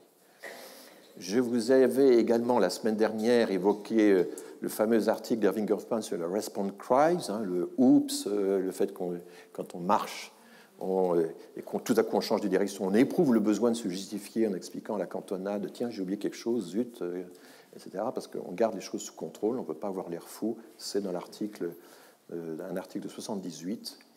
Michael Pioré, je ne vous ai pas non plus donné les références, c'est 1979, le grand livre de référence sur la théorie de la dualité du marché du travail.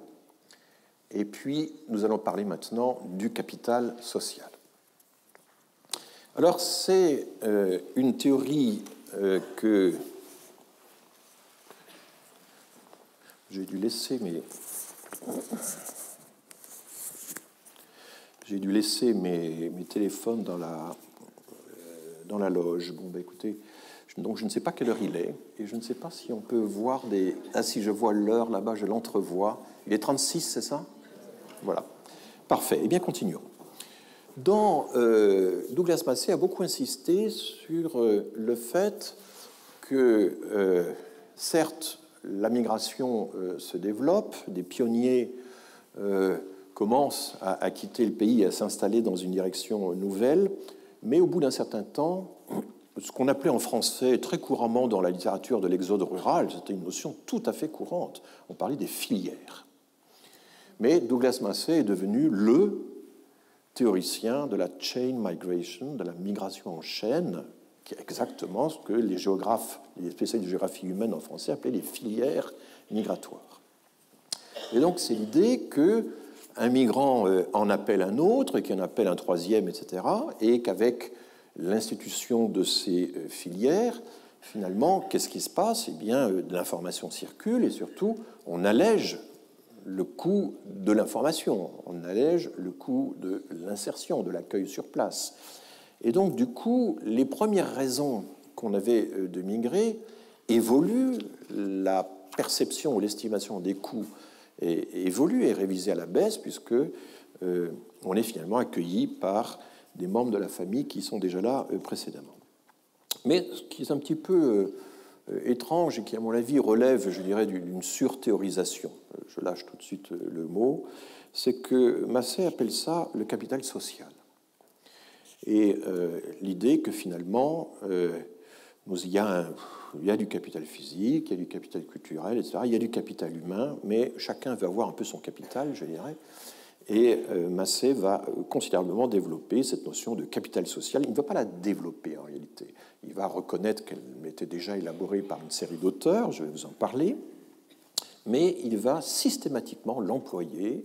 Et par exemple, lorsqu'il fait des enquêtes sur les raisons de partir, les raisons de revenir, les raisons de repartir, chose qu'il a faite à plusieurs reprises, eh bien, il va y avoir des variables de capital social. Par exemple, le fait d'avoir déjà un frère ou une sœur installés aux États-Unis, il va appeler ça capital social spécifique, parce que c'est un capital propre à la migration, enfin, c'est simplement le lien familial, c'est le fait d'avoir un frère ou une sœur déjà sur place.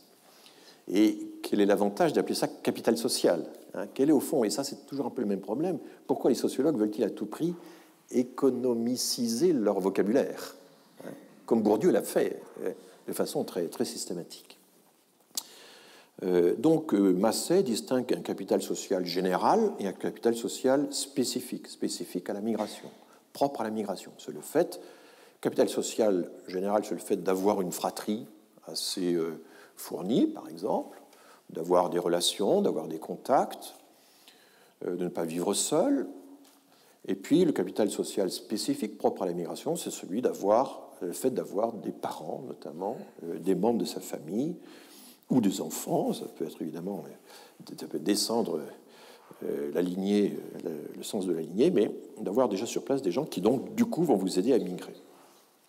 Alors, cette migration en chaîne va déclencher ce que Massey va appeler une sorte va perpétuer finalement le lien migratoire, va frayer des voies qui vont s'auto-reproduire, se perpétuer. Et il va développer toute une théorie que je vous expliquerai la prochaine fois, qui est la théorie de la causalité cumulative, mais qui est un peu le développement de ce système-là. Donc, en fait, il s'agit du lien familial. Alors, certains sociologues ou démographes français, comme Daniel Courgeot, G-E-A-U, avaient imaginé la notion d'entourage. L'entourage, en fait, une définition assez particulière, c'est la famille nucléaire à laquelle on appartenait quand on était enfant, et puis elle s'est dispersée, mais on a toujours des liens avec d'autres ménages, mais qui appartenaient autrefois au même ménage, au même foyer parental. Et donc, sans surprise, cette famille autrefois nucléaire aspire de cette manière à se regrouper, elle a un lien privilégié, il y a des liens d'entraide qui peuvent se nouer, et donc les germains se regroupent. Germains, c'est-à-dire frères et sœurs, la fratrie. Alors là, il y a quelque chose aussi de très particulier aux États-Unis. Et ça, il faut toujours bien regarder à quel point ces théories des migrations sont quand même très dépendantes de ce qui se passe aux États-Unis. Il se trouve que les États-Unis ont un système de regroupement familial qui est particulièrement développé. C'est le grand pays mondial du regroupement familial. Je vous l'avais montré sur un graphique, je crois dans la deuxième séance. On voit à l'échelle mondiale que le grand pays du regroupement familial, par les proportions, 2/3 à peu près de regroupement familial dans l'ensemble des titres de séjour, et évidemment par les effectifs, vu la taille du pays, 330 millions d'habitants, c'est le grand pays vers lequel peut se diriger la migration familiale, le regroupement familial, qu'elle soit notamment hispanique ou asiatique. En France, nous avons un peu ça aussi. Nous sommes le principal pays du regroupement familial quand on regarde les proportions et les effectifs. Alors que l'Allemagne, par exemple, en a beaucoup moins proportionnellement que nous. Nous avons pris au sérieux le tournant familial de la Régistie de 1978, qui est le droit à mener une vie de famille normale, qui se traduit par le fait qu'on peut être rejoint par son conjoint ou ses enfants mineurs. Aux États-Unis, ça va même au-delà. On peut être rejoint par des frères et sœurs. Les collatéraux peuvent venir, mais ils sont dans des catégories à part. Il y a tout un système de cercles concentriques, et vous pouvez, aux États-Unis, rejoindre un frère ou une sœur, mais il faut attendre 10 ans ou 15 ans. Enfin, ça se fait, et il y a toute une partie de regroupement familial. Et très étrangement, et ça a beaucoup étonné les auteurs, c'est ce qu'on appelle le policy gap, le fait qu'il y a un écart, une distance entre les volontés politiques de restriction de l'immigration et la façon dont la politique fonctionne vraiment. À peu près dans tous les pays de démocratie libérale, il y a ce qu'on appelle le policy gap. Il y a un abîme, un écart entre ce que voudraient les opinions publiques, ce que voudraient la plupart des partis politiques et ce qui se passe en réalité. On accueille beaucoup plus de migrants que ce qu'on souhaite ou que ce qu'on voudrait. Et ça, c'est systématique dans les pays libéraux. Et les États-Unis n'échappent pas à la règle, bien au contraire. Ils l'illustrent de façon exemplaire. Et nous aussi. Mais à peu près tous les pays en démocratie libérale. Alors évidemment, c'est un grand phénomène, mais ça, j'en parlerai au moment d'aborder toutes les théories de sciences politiques sur l'émigration. Et en tout cas, une des raisons pour lesquelles on accueille beaucoup plus de migrants que ce qu'on voudrait, c'est qu'on applique des droits, notamment le droit au regroupement familial qui perpétue la migration. Vous êtes un étranger naturalisé, vous êtes d'origine algérienne, vous voulez vous marier, il y a peut-être un tiers à peu près des jeunes migrants algériens qui se disent « Tiens, ce serait peut-être plus simple pour moi de prendre une fille au pays, d'épouser une fille du pays ». Et ça a été étudié, alors pas tellement, malheureusement, il faudrait le faire, pas tellement pour le Maghreb, mais ça a été beaucoup étudié pour l'Amérique latine. Il existe ce qu'on appelle des courtiers en mariage, des marriage brokers. Il y a même une loi aux États-Unis qui régule les marriage brokers, l'activité des courtiers en mariage. Et en gros, si vous voulez, le système, c'est le suivant. Il est américain d'origine mexicaine, par exemple, ou colombienne. Voilà, la Colombie est un grand pays où fonctionnent les brokers, les courtiers en mariage. Lui aimerait bien épouser une colombienne docile, traditionnelle, et elle, qui vit en Colombie, aimerait bien faire un mariage moderne. En fait, c'est ça, la plupart du temps, la configuration qu'on observe. C'est que l'espèce d'annonce matrimoniale organisée par les courtiers en mariage aboutissent à mettre en présence des hommes installés déjà dans le pays qui veulent faire un mariage traditionnel pour avoir une femme docile et des femmes qui veulent faire un mariage moderne pour s'émanciper. On organise la rencontre et là, on s'aperçoit que ça ne colle pas très bien. Et tout l'art du courtier, ça va être de rapprocher les désirs. Ça va être d'inviter chacun des conjoints à un compromis. Il faut quand même la laisser sortir, il faut qu'elle soit libre, voilà. Et puis elle, il ne faut quand même pas qu'elle exagère, etc. Enfin, il y a des anthropologues, ce sont des anthropologues américains qui ont étudié de façon extraordinaire ces rapprochements de conjoints entre des modèles différents. Et évidemment, le fait de retourner au pays alors qu'on est déjà installé, qu'on a même acquis la nationalité, etc., ça représente une espèce de régression en arrière, évidemment, et ça rend difficile l'intégration s'il faut amener de... Mais il se trouve que souvent, les femmes qui acceptent d'entrer dans ce jeu sont, d'une certaine manière, plus modernes que leurs maris déjà immigrés. Donc, les choses sont complexes. Ce n'est pas simplement une pure régression. Et là encore, il faut analyser, comme certains économistes aussi ont commencé à le faire, toute... la négociation entre les conjoints et le bargaining power, comme on dit, le pouvoir de marchandage ou de négociation dont disposent les deux conjoints partant de prémices différentes. Alors, le capital, les liens familiaux préexistants, c'est évidemment quelque chose qui contribue à perpétuer les filières migratoires au-delà de ce que l'État voudrait. Et là, l'exemple du Canada est tout à fait intéressant. Au début, dans les années 70, quand le Canada met en place le système à points, le système sélectif, il valorise, il donne des coefficients, les coefficients les plus élevés de loin, au fait d'avoir déjà de la famille sur place, d'avoir des sponsors, d'avoir des parrains. Vous avez toute une série de pays comme ça qui valorisent la migration familiale en faisant le calcul que si on a déjà des parents sur place, on sera plus facilement intégré, d'une certaine manière. Et souvent, d'ailleurs, c'était appuyé sur des recherches sociologiques ou économiques.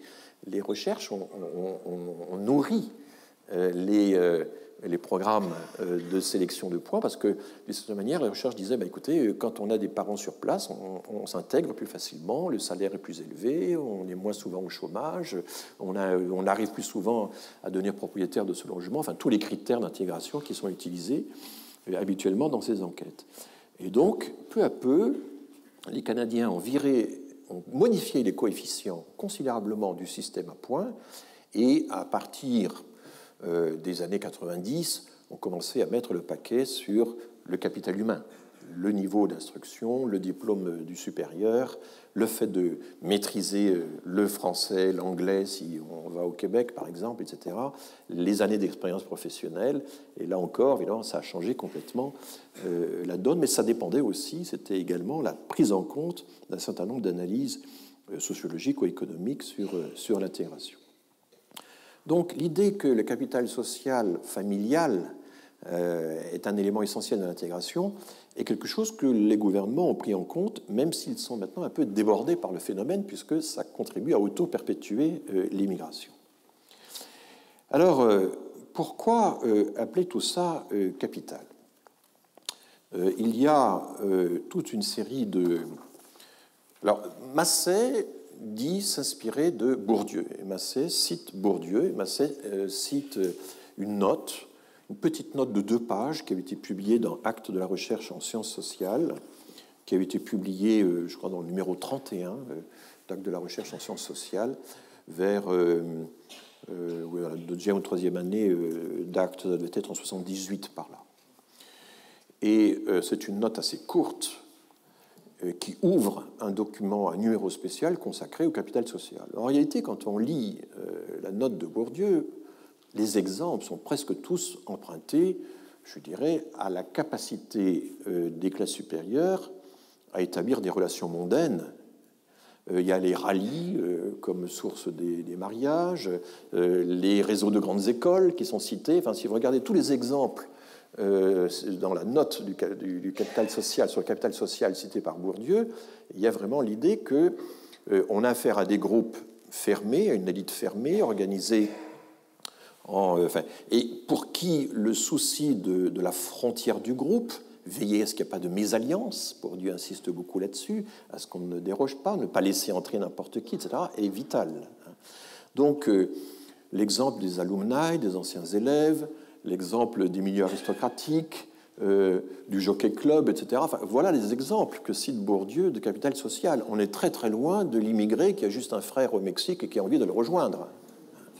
Et c'est pour ça que la façon dont Douglas Massey dit s'inspirer de la définition bourdieusienne du capital social est vraiment très étrange. Bon, alors ça fait partie des stratégies, si vous voulez, qu'on observe souvent. Vous utilisez un auteur étranger pour vous positionner dans le marché académique local, peu importe vraiment le rapport exact qu'on a avec l'auteur. Donc, capital social est une notion qui ennoblit, évidemment, qui anoblit le discours argumentaire, mais le capital social de Douglas Massey n'a pas grand-chose à voir avec le capital de Bourdieu. Bourdieu insiste sur le fait que le capital social est entretenu, qu'il implique une concentration des liens en vue de multiplier leur rendement. Et au fond, pour Bourdieu, le capital social, d'une certaine manière, le capital social, c'est une anomalie, c'est un détournement. C'est même parfois quelque chose d'un peu maléfique, parce que ça modifie de façon arbitraire les chances qu'on a de se lier les uns aux autres. Ce n'est pas un élément positif du lien social.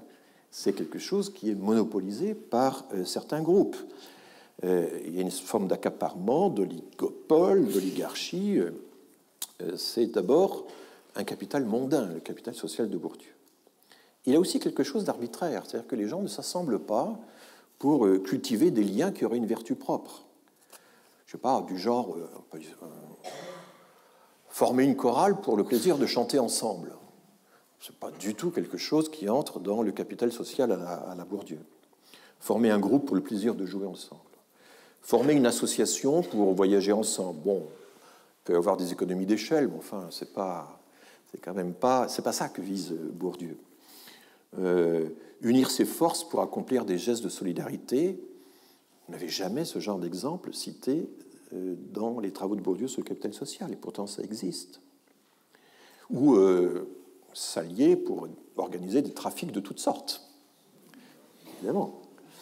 Donc ces formes ordinaires, plus ou moins déviantes ou tout à fait banales de la sociabilité, c'est pas quelque chose qui intéresse Bourdieu. Vous ne verrez pas chez lui une analyse du capital social qui s'applique à ce genre d'activité. Les acteurs de Bourdieu se regroupent parce qu'ils ont intérêt au regroupement et ils se démarquent ainsi du commun des mortels pour en tirer des profits de distinction.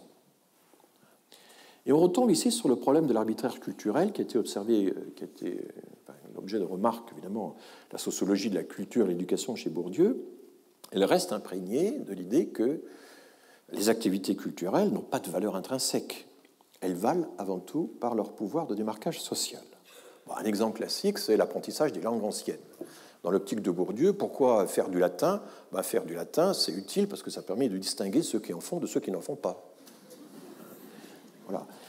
Alors, l'intérêt pour le latin ne va donc pas tenir à une évaluation intrinsèque des qualités, des profits du latin, etc., mais au profit social qu'on peut en tirer. Il faut pouvoir placer dans les conversations mondaines le latin. Bon, il y a quand même peut-être une minorité, j'en sais rien, de gens qui s'intéressent au latin pour le latin. Ça peut exister, mais enfin, ou pour ce que ça représente dans la culture, etc. Mais pas chez Bourdieu. Et le grand problème de la théorie du capital social chez Bourdieu, mais j'avais déjà commencé à vous le dire, qu'évidemment, si je vous parle de cet auteur, c'est parce qu'il est fascinant, qu'il y a énormément de choses à en tirer, hein, comme toujours. Mais en même temps, il faut essayer de comprendre d'où vient cette fascination, à quoi elle tient, comment ça fonctionne. Eh bien, quand on est armé d'une théorie qui consiste à voir l'intérêt partout, essayer de le débusquer partout, vous êtes sûr de dévoiler les stratégies intéressées, vous êtes sûr de dévoiler les stratégies de distinction là où elles existent. Mais, et y compris et surtout, et c'est ça qui intéresse Bourdieu, quand elles sont discrètes, quand elles sont inconscientes ou quand elles sont présentes comme des stratégies désintéressées, j'avais déjà évoqué ce problème. Le problème, c'est qu'avec la méthode de Bourdieu, vous trouvez aussi de l'intérêt là où il n'existe pas. Donc vous pouvez paraître extraordinairement perspicace et lucide parce que vous êtes arrivé à débusquer l'intérêt. Là, tu vois. Vous étudiez, je sais pas, les collectionneurs de papillons, ils sont déchirés entre deux visions complètement différentes de la collection des papillons, la vision plutôt esthétique, la vision plutôt scientifique, et vous allez pouvoir analyser le conflit des deux, etc. Voilà. Donc vous pouvez trouver l'intérêt partout, des champs qui sont divisés avec des polarisations terribles, etc. Bon, même chez les collectionneurs de papillons. Ça, c'est là que la sociologie est puissante. Mais vous risquez aussi, si vous pensez que l'intérêt mène le monde, voir de l'intérêt là où il n'y en a pas. Et le problème, c'est qu'avoir l'intérêt partout, donc on risque de le voir là où il n'est pas, et la méthode de Bourdieu ne vous donne pas de critères pour savoir à quel cas de figure on a affaire. C'est une des difficultés majeures de la sociologie de l'intérêt pratiquée systématiquement par Bourdieu, c'est qu'elle ne dispose pas d'un critère objectif qui permet de distinguer au sein des pratiques de sociabilité, notamment, celles qui sont réellement gouvernées par l'intérêt de celles qui ne le sont pas. Alors, il y a un autre auteur qui a formidablement développé ou popularisé la notion de capital social, social capital, c'est Robert Putnam, P-U-T-N-A-M, le sociologue de Harvard. Alors là, c'est l'antithèse. Il ignore Bourdieu, Bourdieu l'a ignoré, mais le capital social aux États-Unis, c'est d'abord, avant tout, Robert Putnam. Robert Putnam est l'auteur d'un livre qui a eu un grand succès, qui s'appelle Bowling Alone, faire du bowling tout seul, puisque vous savez, dans les années 50-60, le bowling il y a eu une fièvre du bowling dans tous les États-Unis. Chaque petite commune, chaque communauté avait son bowling, etc. Enfin, ça a été raconté maintes fois. Mais à un certain moment, tout ceci a décliné. Et la question, c'est de savoir, mais pourquoi ? Et Putnam était parti d'un petit article, le capital social, le déclin du capital social aux États-Unis. Et ensuite, il en a fait un livre qui a eu un succès formidable, 25 600 citations. C'est un des livres de sociologie les plus cités dans le monde, Bowling Alone. Et il distingue deux types de capital social. Il y a le capital bonding, qui est un lien plutôt inclusif, un lien qui finalement renferme en quelque sorte la communauté sur elle-même. Et puis, il y a le capital social bridging, qui jette des ponts, qui établit des passerelles avec les mondes extérieurs, et qui, lui, évidemment, beaucoup plus positif. Et voilà. Mais quand vous lisez, finalement, chez Putnam, qu'est-ce que c'est que le capital social ? C'est presque diamétralement opposé au capital social de Bourdieu. Autant chez Bourdieu, le capital social est un facteur de renforcement des inégalités, largement une source de distorsion, largement arbitraire, pour ne pas dire maléfique, autant le capital social à la Putnam, c'est une source positive de lien social. Il est quasiment synonyme de lien social. Et les gens qui ont du capital social sont sympas, ils sont nice. Putnam le dit, Nice is a technical term. C'est un terme technique. Ils sont plus généreux, ils donnent davantage de leur temps, etc., etc. Par exemple, les gens qui ont un capital social vraiment sympathique, c'est ceux qui participent à une communauté religieuse, pas refermée sur elle-même, une communauté religieuse qui fait du bridging plutôt que du bonding. Bon. Ils montrent par des enquêtes tout à fait avérées que les gens qui ont du capital social sont plus généreux que les autres, plus ouverts. Et du coup, une société en bon état de marche, c'est une société qui est riche en capital social au sens de Putnam. Et il en était si convaincu qu'il avait créé une association pour le développement du capital social aux États-Unis. Vous n'imaginez pas Bourdieu, par exemple, créer une association pour développer le capital social en France. Développer le capital social contre la bonté d'individualisme. C'était ce thème-là chez Bourdieu. Et donc, c'est illustré dans son fameux essai. Alors, je vous conseille un livre, si vous voulez savoir beaucoup de choses sur la notion de capital social. C'est le livre de Sophie Ponthieux, Ponthieux, qui officie à l'INSEE actuellement. Elle a écrit à la découverte un petit repère qui s'intitule « Le capital social » et qui parcourt toute cette théorisation du capital social. En fait, il arrive au capital social la même chose qu'au concept de l'anomie. Philippe Bénard, autrefois, dans les années 70, avait écrit un grand livre qui montrait comment le concept d'anomie, né d'abord chez Durkheim, puis abandonné par Durkheim, s'était ensuite retrouvé dans la psychologie un peu partout. Chaque fois qu'il y avait du désordre, un manque de lien social, c'était de l'anomie, tout était anomique. Et à la fin, la notion était devenue purement décorative. Eh bien, le capital social, c'est l'envers de l'anomie. C'est le fait que, au contraire, les gens ont du lien social. Et aujourd'hui, le capital social est devenu une notion extrêmement fluide et qui est donc beaucoup utilisée dans la sociologie de l'immigration. Mais là, je suis obligé de m'interrompre car il est 16 heures et je dois rendre la salle. Merci beaucoup.